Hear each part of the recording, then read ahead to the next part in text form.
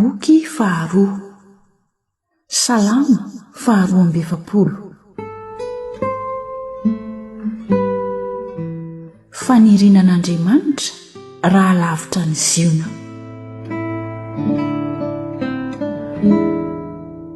Tahaka ny dera mihanahana maniry ny rano anony no aniriny fanahako anao Andriamanitra. Mangetaentan'Andriamanitra ny fanahako dia Andriamanitra velona. Raha oviana no ho tonga ka iseho eo anatrehan'Andriamanitra. Ny ranomasoko no fiahiko andro manalina amin'ny anaovany aho hoe aizay Andriamanitra ao. Izao zavatra izao no tsarovako ka ahidiko atao anatiko ny fanahako.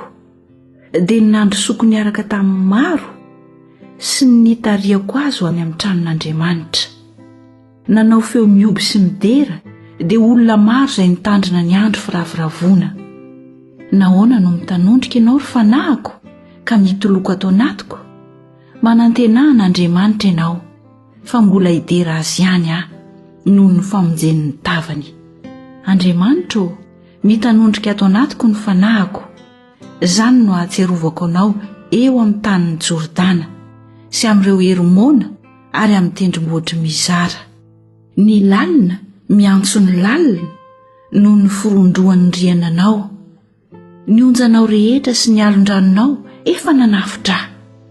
Jehovah andidy ny famondram-pony noho ny andro ary ho amiko noho ny alina ny firana azy. Dia vavaka amin'Andriamanitra ny aiko.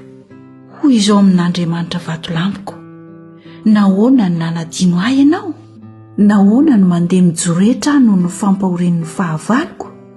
Toy ny zavatra mahatorotoro ny taolako ny fandatsa ny fahavaloko ahy, ka hoy izy isan'andro: aizay Andriamanitra ao? Nahoana no mitanondrika ianao ry fanahako? Ary nahoana no mitoloko atao anatiko ianao? Manantenan'Andriamanitra fa mbola hidera azy ihany aho.